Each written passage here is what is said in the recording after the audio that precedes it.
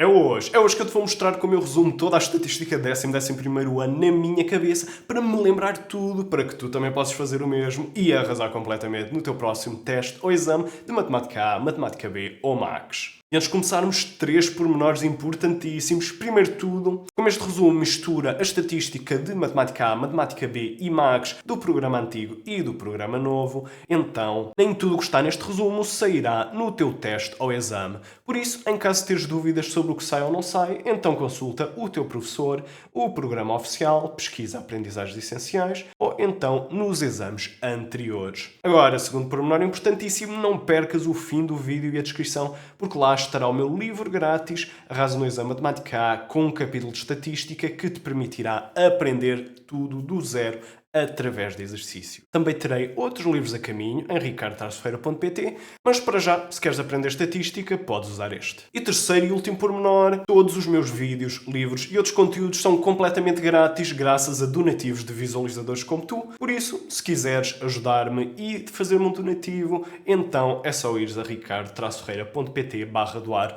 link também na descrição. E agora sim, vamos começar, por isso, o que é que estás à espera? Vamos começar! Começamos da melhor forma com a estatística, com uma variável, e a estratégia geral é sempre estes 3 passos. Tabela, frequências, medidas. No fundo, transformas a tua forma de representar dados em tabela, depois, dentro dessa tabela, calculas as frequências que precisas, que é para depois poderes calcular as medidas que queres. E está feito. Para ser mais concreto, qualquer exercício estatístico com uma variável começa com os teus dados numa das 9 formas de representar dados. Pictograma, gráfico de pontos, lista, diagrama de colifolhas, gráfico de barras, histograma, gráfico circular, gráfico de linhas ou tabela de frequências, que tem sempre 2 informações importantíssimas. Primeiro, os dados que tens e depois quanto é que tens de cada dado, ou seja, a frequência de cada dado. Mas como a tabela de frequências é a maneira mais fácil de organizar esses dados e essas frequências,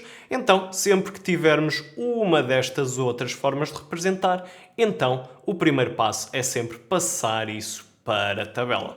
Agora, os nossos dados poderão ser números, mas também poderão ser palavras, por exemplo, janeiro, fevereiro e março, ou então também poderão ser intervalos em que nós colocamos sempre o intervalo fechado à esquerda e o intervalo aberto à direita. Ou seja, inclui sempre o número da esquerda e nunca inclui o da direita. E depois, as próprias frequências também podem ser de vários tipos. Por isso é que no passo seguinte nós vamos calcular o tipo de frequências que nós precisamos para depois podermos calcular as medidas que queremos. E com isto ficaríamos com qualquer coisa como esta tabela, que neste caso tem os 4 grandes tipos de frequências. Frequência absoluta, frequência relativa, frequência acumulada e variação de frequência, em que cada uma destas frequências tem uma equação associada. Primeiro temos a frequência absoluta, que é a mais fácil, popular, mais utilizada. É apenas o número de vezes em que esse dado x aparece. Ou seja, aqui o 18 aparece uma vez, o 19 aparece 2 vezes e o 21 aparece uma vez. Depois, a segunda mais popular e utilizada é a frequência relativa, que é definida por esta equação, em que a frequência relativa de um dado x é a frequência absoluta desse dado x a dividir pela frequência absoluta total. Em que a frequência absoluta total é apenas o total das frequências absolutas, ou seja, é somar as frequências absolutas de todos os dados. Por exemplo, neste caso, a frequência absoluta total é somar todas as frequências absolutas, 1 mais 2 mais 1 dá 4. Quando pensas bem, esta equação da frequência relativa é apenas a equação das probabilidades da regra de Laplace. Probabilidade é igual a casos favoráveis sobre casos possíveis. É a mesma equação, só que noutra linguagem. E por curiosidade, se tu pegares nesta equação e dividires do lado esquerdo e do lado direito por FA total, então do teu lado esquerdo fica 1 e do lado direito fica a soma das frequências relativas de todos os dados. Ou seja, a frequência relativa total é sempre 1. Tanto que aqui vês que somando todas as frequências relativas, 1/4 mais 2/4 mais 1/4, dá os tais 1. Isto é o que torna a frequência relativa tão especial. que é exatamente aquilo que também acontece nas probabilidades. E agora o mais importante de tudo, como é que nós calculamos frequência absoluta se tivermos a frequência relativa, ou como é que calculamos frequência relativa se tivermos a frequência absoluta? Para isso, lembra-te da lei fundamental da matemática, que é, se queres uma incógnita, então precisas de uma equação com essa incógnita. Neste caso, qual é que é a equação que relaciona as frequências absolutas e frequências relativas? Ora, é exatamente a equação da frequência relativa. Já sabes que se nós soubermos duas destas incógnitas, então nós podemos resolver a equação e obter a terceira incógnita que falta. Ora, imagina que queres calcular esta frequência relativa.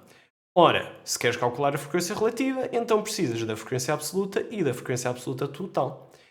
Frequência absoluta é 1, frequência absoluta total é 4. Substituindo tudo na equação, fica que a frequência relativa é 1 sobre 4. Ora, aí está. A mesma coisa, se quiseres calcular esta frequência absoluta. Ora, queres frequência absoluta, então precisas de frequência relativa e de frequência absoluta total. Frequência relativa é 1 quarto, frequência absoluta total é 4. Então, substituis aqui, resolves a equação e dá-te exatamente o f de A igual a 1. E até podes usar esta equação para calcular a frequência absoluta total se tiveres a frequência relativa e a frequência absoluta. Imagina que tinhas esta frequência absoluta 1 e esta frequência relativa 1 quarto, então podias substituir na equação e resolvendo a equação concluías que a frequência absoluta total daria os tais 4. Ou seja, sempre que quiseres preencher a tabela, é só utilizares a respectiva equação daquilo que queres calcular. Ou então, se quiseres fazer estas contas o mais rápido possível, então podes utilizar a minha técnica rapidinha. É olhar aqui para os totais. Tu vês que para ir do 4 para 1, nós tivemos de dividir por 4. Então o que é que nós vamos fazer? Ora, para ir da frequência absoluta para a frequência relativa, vamos dividir tudo por 4. Dividir pela frequência absoluta total. E se olharmos ao contrário, para ir do 1 para o 4, nós multiplicamos por 4. Por isso, para ir das frequências relativas para as frequências absolutas, nós vamos multiplicar por 4. Ou seja, vamos multiplicar pela frequência absoluta total. E agora, o terceiro tipo de frequência, que é um bocadinho menos popular, menos utilizado que os outros dois, mas mesmo assim ainda é muito utilizado, é a frequência acumulada. Tanto pode ser frequência absoluta acumulada, como pode ser frequência relativa acumulada. E já agora, para distinguir frequências acumuladas das outras duas, nós normalmente chamamos a estas duas frequências simples. Frequência absoluta simples, frequência relativa simples, para distinguir de acumulada. E o que é a frequência acumulada de um dado x? É somar as frequências de todos os dados que sejam menores ou iguais ao nosso x. Ou seja, é somar as frequências de todos os dados, desde o primeiro dado, mais pequeno, até ao nosso dado x. Por exemplo, a frequência relativa acumulada do 18 vai ser somar todas as frequências relativas dos dados menores ou iguais a 18. Neste caso, só temos 1 quarto, por isso vai ser 1 quarto. Depois, frequência relativa acumulada do 19 vai ser somar todas as frequências relativas dos dados menores ou iguais a 19. Neste caso, temos 1 quarto mais 2 quartos, por isso dá 3 quartos. E depois, frequência relativa acumulada do 21 vai ser somar todas as frequências relativas dos dados menores ou iguais a 21. Neste caso, 1 quarto mais 2 quartos mais 1 quarto, que dá 1.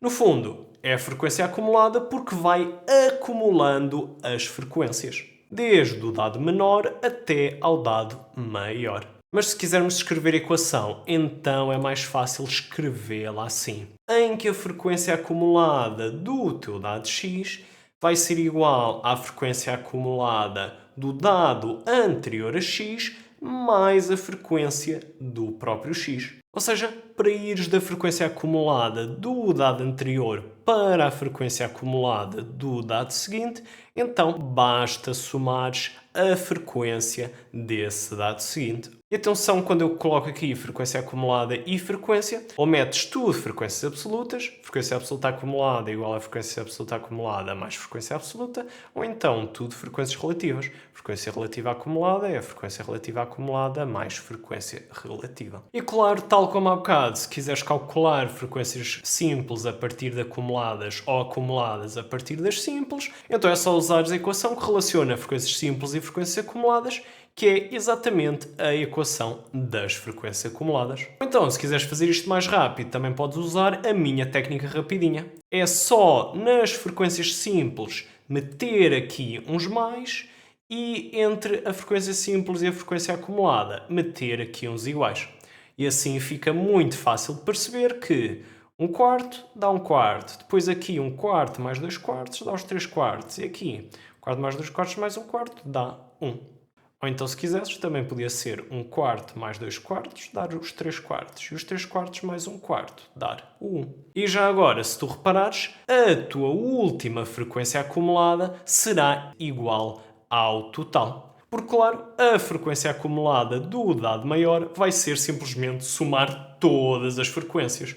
E por isso, claro, vai ser igual à frequência total. E já agora, outra curiosidade, se tu quiseres converter entre frequência absoluta acumulada e frequência relativa acumulada, então podes utilizar a equação da frequência relativa. Só que, claro, onde está a frequência relativa, colocas a frequência relativa acumulada. E onde está a frequência absoluta, colocas a frequência absoluta acumulada. A equação continua a ser verdadeira se meteres aqui frequências acumuladas. E agora, a quarta e última frequência, e aquela que oficialmente nem é uma frequência, mas como já apareceu uma ou duas vezes no exame de Max, eu decidi colocar aqui como se fosse uma frequência oficial. E é a variação da frequência. Pode ser variação de frequência absoluta ou então variação de frequência relativa. E na matemática, quando nós estamos a falar de variação, nós queremos dizer sempre a mesma coisa,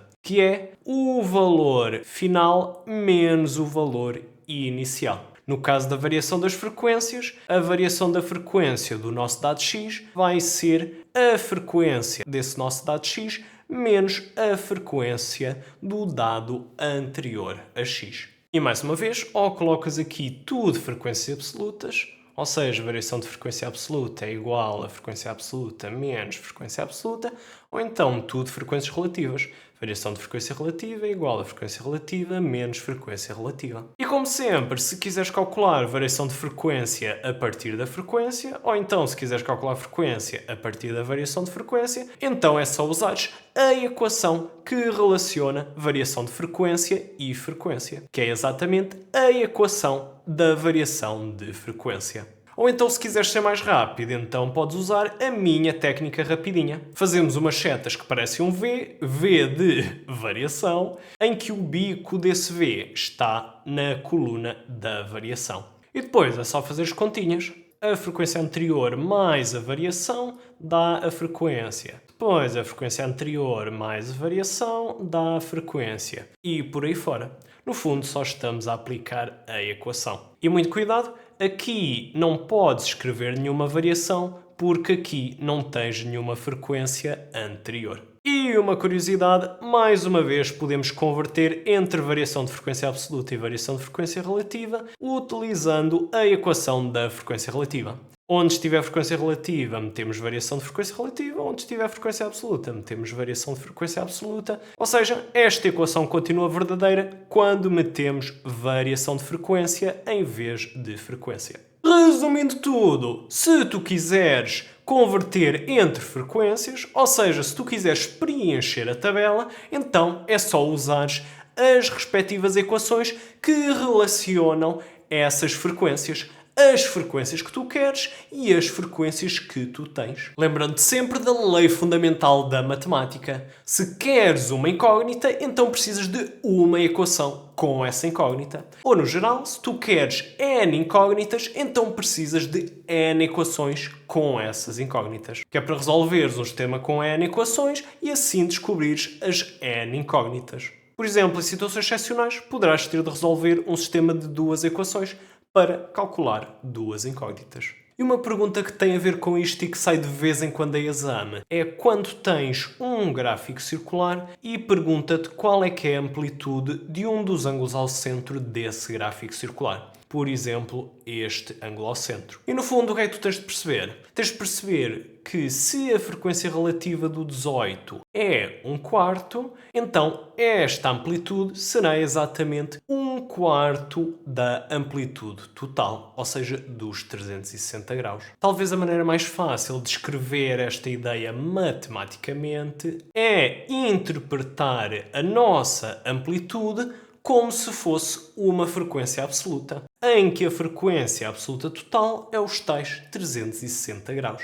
E nesse caso, nós só temos de resolver a equação em que a frequência relativa, calculada normalmente através dos números, 1/4, vai ter de ser igual à frequência relativa calculada através dos graus, ou seja, através das amplitudes. A amplitude do ângulo ao centro sobre a amplitude total. Ou falando em frequência absoluta de x em graus sobre frequência absoluta total em graus. Ora, aí está. Frequência relativa calculada normalmente e frequência relativa calculada através dos graus, através das amplitudes. Em que a tal frequência absoluta de x em graus vai ser exatamente a amplitude do nosso ângulo ao centro. E porque é que fizemos tudo isto? Lembra-te da lei fundamental da matemática. Se queres uma incógnita, neste caso o ângulo ao centro, então tu precisas de uma equação com essa incógnita. Qual equação? Vai ser exatamente esta equação, porque tu sabes todos os outros valores. Frequência absoluta do 18 é 1, frequência absoluta total é os 4 e frequência absoluta total em graus é os 360 graus. Por isso, é só substituir, ficamos com uma equação só com a frequência absoluta de 18 em graus, ou seja, só com o ângulo ao centro, e por isso, resolvendo a equação, ficamos exatamente com o resultado, 90 graus, como estávamos à espera. E agora, voltando à estratégia principal, agora que nós já temos todas as frequências que possamos precisar, então está na hora de calcular as medidas. Medidas de localização e medidas de dispersão. Mas o que é que são as medidas? As medidas são números que resumem todos os teus dados. Que é para quando na vida real tu quiseres transmitir a outra pessoa os resultados do teu estudo estatístico, tu não lhe vais dar os dados todos, mas apenas vais-lhe dar algumas medidas que resumem todos esses dados. De facto, para resumir um conjunto de dados, tu só precisas de 2 números. Por exemplo, imagina que tu querias resumir as idades de todos os alunos da tua turma. Ora, podias dizer que todos os alunos da turma têm 18 mais ou menos 3 anos. Ora, aí está, só tens 2 números, o 18 e o 3. O 18 é um valor central, é um valor médio e depois o 3 indica a dispersão, a variação, o erro em relação a esse valor central, em relação a esse valor médio. E ora, a esse valor médio nós normalmente chamamos medida de localização e é esse número que diz a dispersão, a variação, o erro em relação ao valor central. Nós dizemos que é uma medida de dispersão. Por isso é que normalmente as medidas vêm sempre aos pares e por isso é que eu gosto de organizá-las em 3 grandes pares. Cada um com uma medida de localização e uma medida de dispersão. Vamos ao primeiro par, que é o mais popular e utilizado na estatística, em que a medida de localização é a média e a medida de dispersão é a variância e desvio padrão, neste caso amostral, mas também não aprendes o outro, que é o populacional. Depois, o segundo par, que às vezes é utilizado como alternativa ao primeiro, tem como medida de localização os percentis, incluindo os quartis e mediana, e a medida de dispersão é a amplitude interquartil. E o terceiro par é as medidas que faltam, que normalmente não são utilizadas em conjunto, mas por acaso são as duas que aprendes primeiro na escola primária. A medida de localização é a moda e a medida de dispersão é a amplitude. E o engraçado é que cada uma destas medidas se calcula mais facilmente utilizando diferentes frequências. Por exemplo, média, variância e desvio padrão calculam-se mais facilmente utilizando frequências simples, especialmente frequência absoluta. Pelo contrário, percentis e amplitude interquartil calcula-se mais facilmente através de frequências acumuladas, especialmente frequência relativa acumulada. Depois a moda calcula-se mais facilmente tendo frequências simples, ou frequências absolutas ou frequências relativas, e a amplitude não se interessa de frequências, só lhe interessa é que os dados estejam por ordem crescente ou decrescente. E depois, outra coisa importante a considerar também é o tipo de dados, porque dependendo do tipo de dados, também será diferente a maneira de calcular estas medidas. Por isso temos de considerar o caso em que os dados são números e em que os dados são intervalos.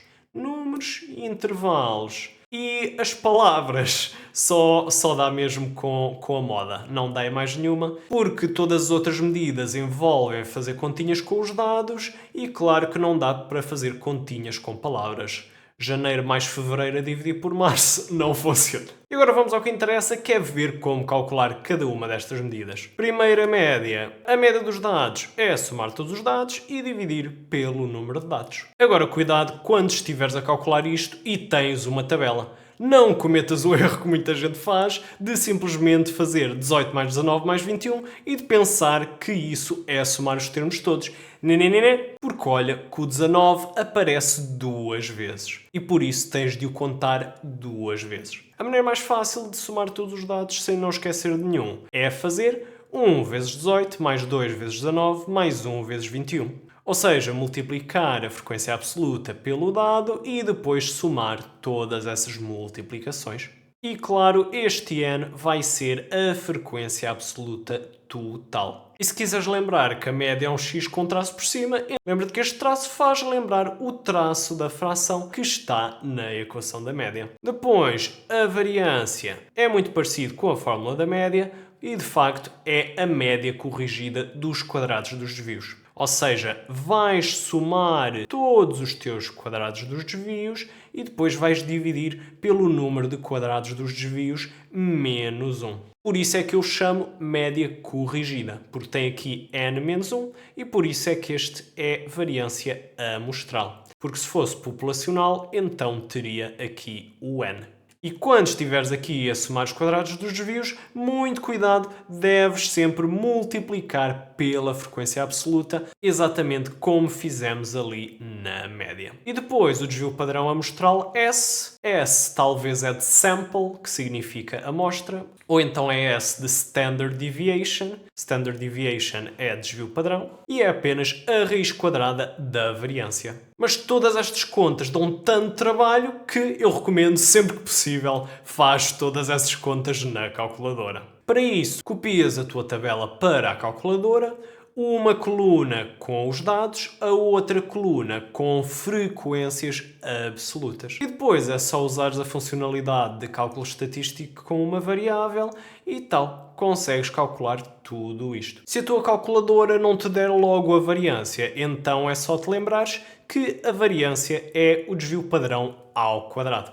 Por isso é só pegares no valor do desvio padrão, elevares ao quadrado e ficas logo com a variância. Tu usas todas estas técnicas quando os teus dados forem números. Mas agora, e se os teus dados forem intervalos, como é que fazes? Ora, é extremamente simples. Vais apenas pegar nos teus intervalos e vais transformar cada um desses intervalos em números. Qual número? O ponto médio, o número médio de cada intervalo. Para isso, basta calculares a média do valor inicial e final de cada intervalo. Ou seja, 0 mais 3 a dividir por 2 dá 1,5, 3 mais 6 a dividir por 2 dá os 4,5 e 6 mais 9 a dividir por 2 dá os tais 7,5. E agora que os teus dados já são números, então agora já podes utilizar todas as técnicas que nós vimos para números, quer seja calcular à mão, quer seja na calculadora. E agora vamos aos percentis e o importante é que só dá para fazer à mão, nada de calculadora. E, intuitivamente, os percentis são os números que dividem os teus dados em 100 partes iguais,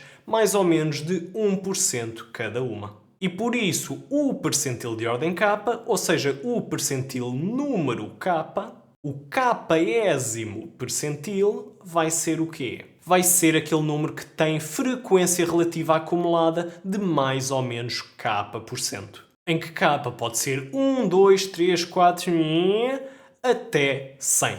Ou seja, primeiro percentil, segundo percentil, terceiro percentil, até ao centésimo percentil. E então, se os nossos dados forem números, como é que calculamos o percentil pk? Ora, vai haver duas grandes opções. Ou estás a calcular P100, então automaticamente tu sabes que P100 vai ser o teu máximo, ou seja, vai ser o teu maior dado. Por exemplo, aqui 21. Ou se tu quiseres calcular qualquer um dos outros percentis, desde o P de 1 até ao P de 99, então vais ter de utilizar esta segunda estratégia, que é fazeres a tabela com frequências relativas acumuladas e depois ires à procura de onde é que está a frequência relativa acumulada de k%. E agora imagina que o teu k era 75%, ou seja, que era 3 quartos. Então isso significa que a nossa frequência relativa acumulada de 75% está exatamente aqui a seguir ao 19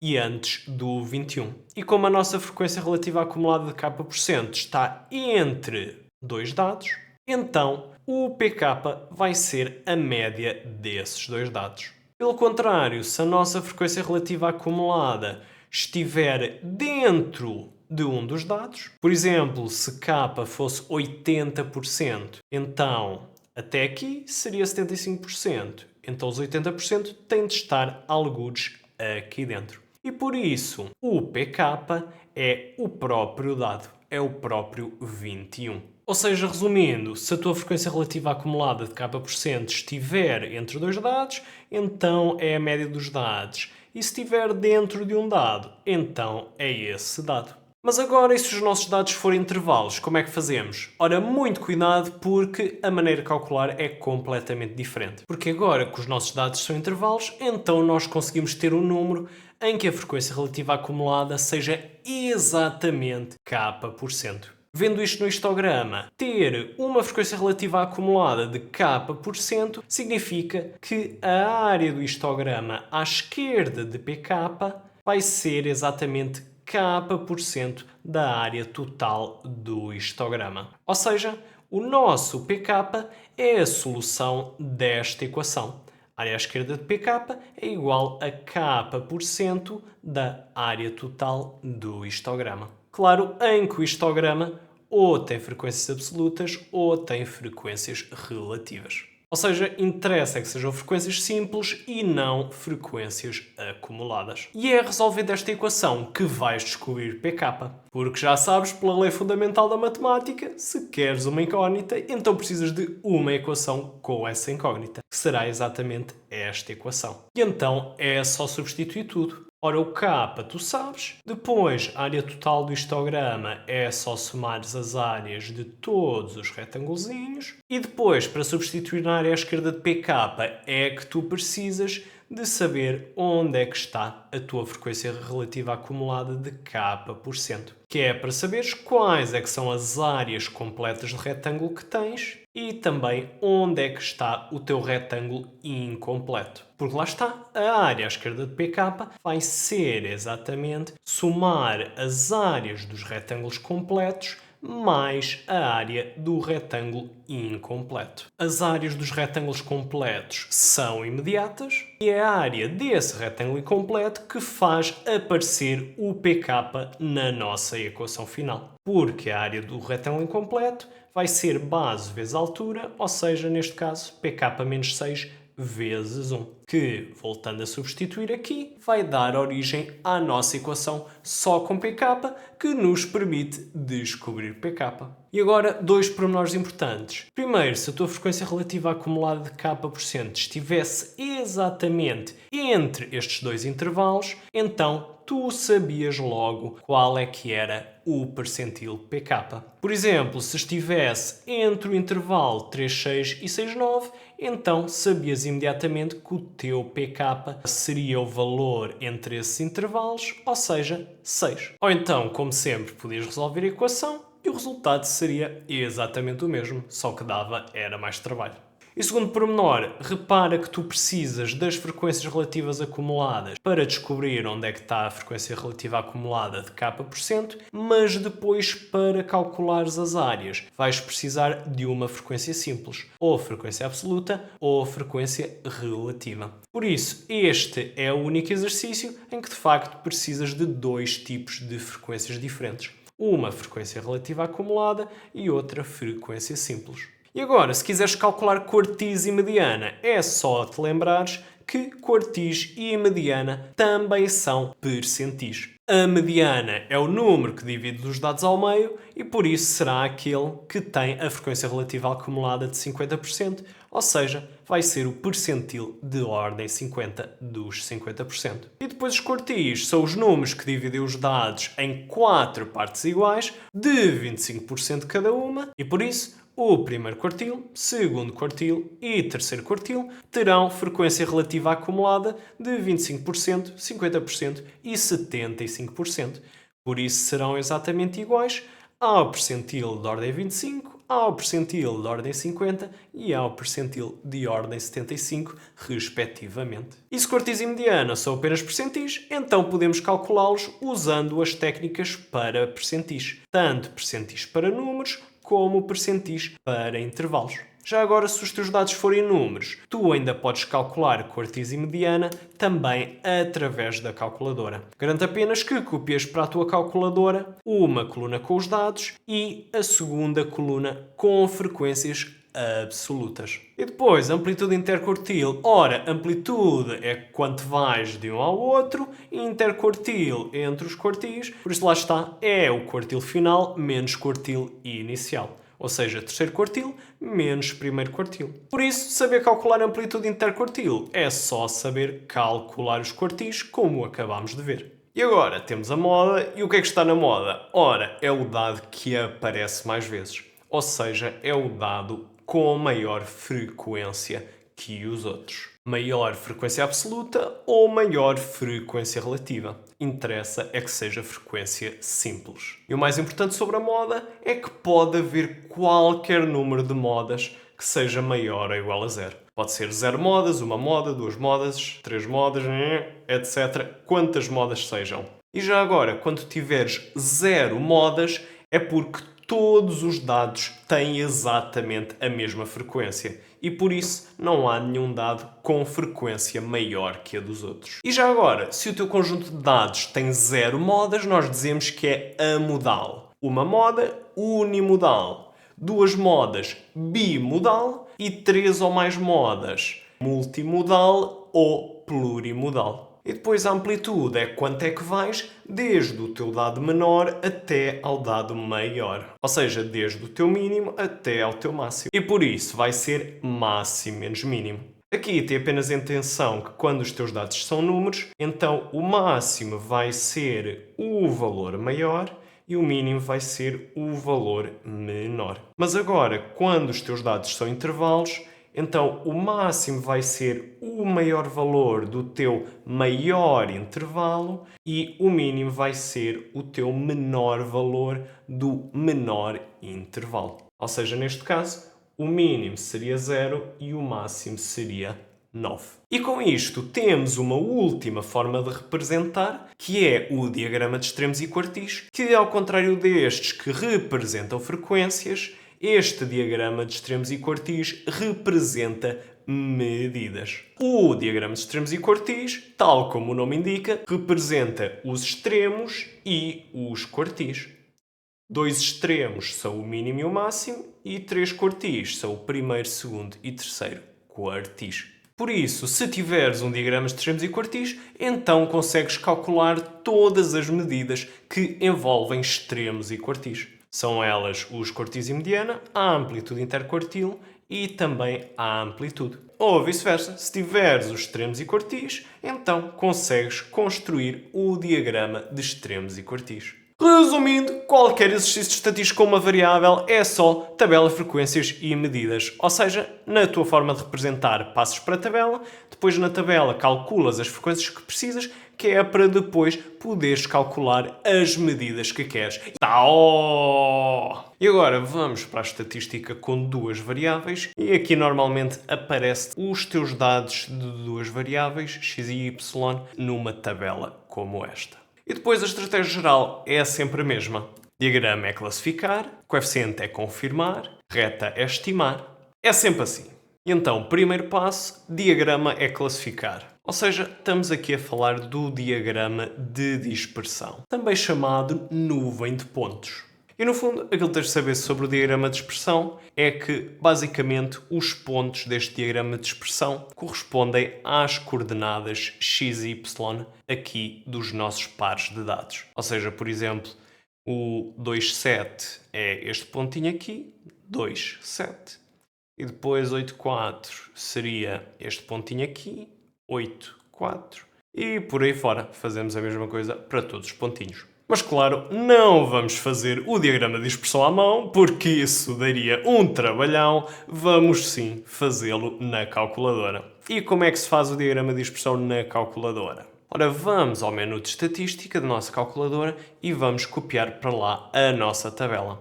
E depois é só clicar no visualizar para ficarmos a ver o nosso diagrama de dispersão. E agora que já temos o diagrama de dispersão, agora está na altura de classificar a correlação linear. E o que é isso da correlação linear? Ora, correlação é a relação entre os x e os y, linear vem de linha, linha reta, ou seja, a relação entre os x e os y é uma reta. Ou seja, é bem aproximada pela equação de uma reta. No fundo, classificar a correlação linear é perceber até que ponto estes pontinhos do diagrama de dispersão se aproximam bem por uma reta. Se parecem muito ou pouco com uma reta. Então vamos lá classificar. Ora, primeiro de tudo, podemos classificar a correlação quanto à direção ou ao tipo, em que basicamente pode ser correlação negativa,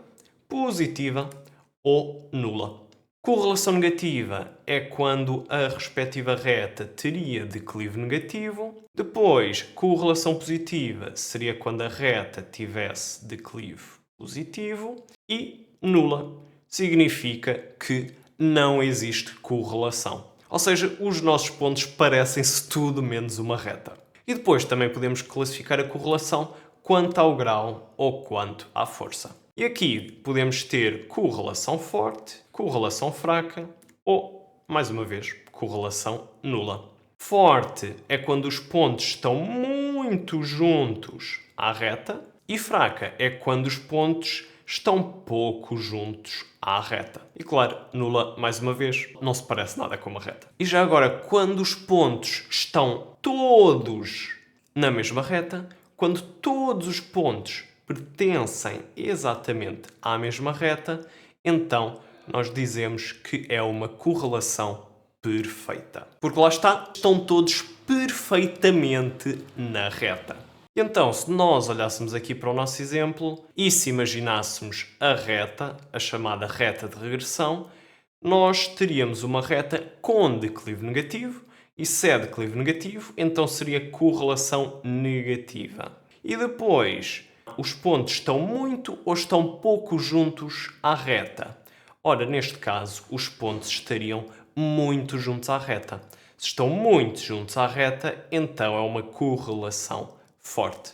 Ou seja, é negativa e é forte, então a grande conclusão é que provavelmente temos uma correlação negativa forte. Mas claro, classificar a correlação só a partir do diagrama, e isto pode dar sempre um bocadinho de dúvidas. E por isso o diagrama é mais só para perceberes realmente se existe correlação ou não. Porque depois o mais importante vai ser o quê? Vai ser coeficiente é confirmar. Ou seja, calculando o tal coeficiente de correlação é que nós iremos confirmar se de facto é correlação negativa forte ou não. E o que é esse coeficiente de correlação? Normalmente escrevemos com um R E esse é um número entre menos 1 e 1 que nos permite classificar a correlação. Quando o coeficiente é negativo, então a correlação é negativa. Quando o coeficiente é positivo, então a correlação é positiva. E quando o coeficiente é zero, então a correlação é nula. Isto foi quanto à direção. E depois quanto ao grau. Mais uma vez, se for zero, é nula. Se estiver perto de zero, vai ser fraca. Se estiver longe de zero, ou seja, se estiver perto de menos 1 ou de 1, então vai ser correlação forte. E já agora, se for exatamente menos 1 ou exatamente 1, então será correlação perfeita.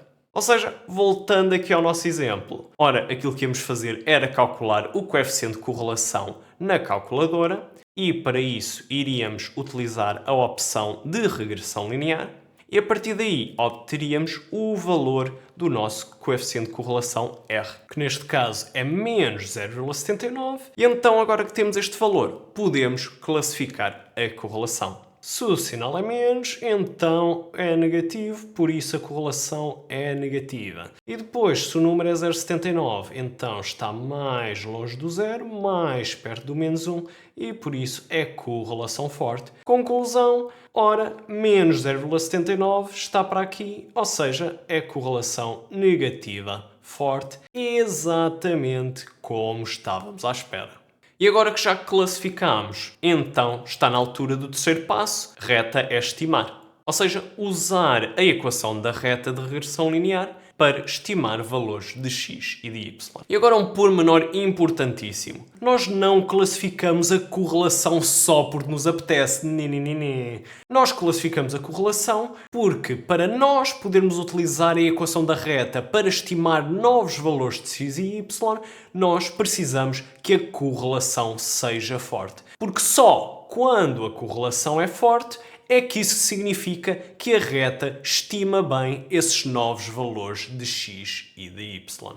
E claro, nós queremos boas estimativas. Mas no nosso exemplo, como temos uma correlação forte, então a nossa reta estima bem os valores de x e y e por isso podemos utilizar a reta para estimar valores de x e y. Então vamos a isso. O primeiro passo vai ser obter a equação da nossa reta de regressão e para isso vamos utilizar a mesma funcionalidade de regressão linear que já tínhamos utilizado também para calcular o coeficiente de correlação e com isso obtemos os valores A e B, ou seja, o declive A e a ordenada na origem B. E a partir daí, sabendo A e sabendo B, então nós conseguimos escrever imediatamente a equação da reta de regressão. E agora que temos a reta de regressão, já podemos então estimar valores de x e y. Neste caso, imagina que tens x igual a 1 e queres saber qual é o y. Ora, lembra-te da lei fundamental da matemática. Se queres y, então precisas de uma equação com y. Qual equação? Ora, a única equação que nós temos, que é a equação da reta de regressão. Então, vamos substituir o x igual a 1 ali na equação e ficamos com uma equação só com y. Se temos uma equação só com y, então conseguimos resolver a equação e obter o y. Ora, aí está. Então, o valor de y estimado pela reta de regressão é 7,5. Por curiosidade, também podias ver isto que acabei de fazer no desenho, no diagrama de expressão. Fazes a reta de regressão e depois vais estimar os valores de x e y. Neste caso, sabes que o valor de x é 1 e por isso vais ver qual é o valor de y do ponto da reta que tem esse valor de x, 1. E esse valor de y, substituindo os tais x igual a 1 na equação, como fizemos ali, nós vemos que este y de facto dá os tais 7,5. E por curiosidade, porque é que isto na vida real dá tanto jeito? Porque imagina que o teu x era a idade e o teu y era a altura. Ora, podias recolher dados de imensas pessoas idades e alturas, e depois, se tivesse a sorte de estudar correlação forte, então poderias utilizar a reta de regressão linear para estimar valores de x e y, ou seja, estimar idades e alturas. Ou seja, se tiveres a idade de uma pessoa, consegues estimar, consegues prever a sua altura, ou se tiveres a altura dessa pessoa, então consegues estimar, consegues prever a sua idade. E quem diz prever ou estimar idades e alturas, também pode prever e estimar quaisquer outras variáveis que possas inventar. E este é o grande poder da estatística com duas variáveis. E segundo a curiosidade, quer seja nos exercícios de estatística, quer seja em qualquer estudo estatístico na vida real, a estratégia geral é sempre estes três passos. Diagrama é classificar, coeficiente é confirmar, reta é estimar. E agora, se queres aprender estatística do zero através de exercícios, então espreita o meu livro grátis Arrasa no Exame Matemática A. Outros livros também estão a caminho, em ricardoarceveiro.pt, mas até lá, para aprender estatística, podes usar este. Se gostaste deste vídeo, partilha com toda a gente e também faz um donativo para ajudar a manter grátis todo o meu conteúdo. Até breve e não te esqueças, diverte-te!